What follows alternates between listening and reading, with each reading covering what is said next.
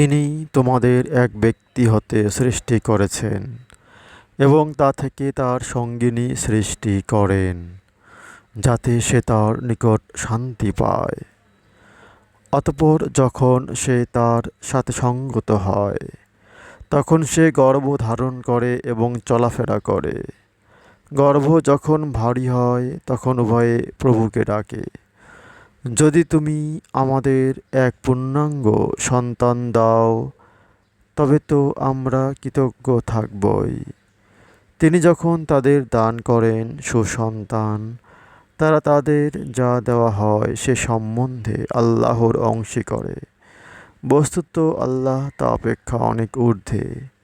তারা কি এমন বস্তুকে শরিক করে যারা কিছুই সৃষ্টি করে না? বরং ওরা নিজেরাই সৃষ্ট। ওরা তাদের সাহায্য করতে পারে না এবং ওদের নিজেদেরও নয়।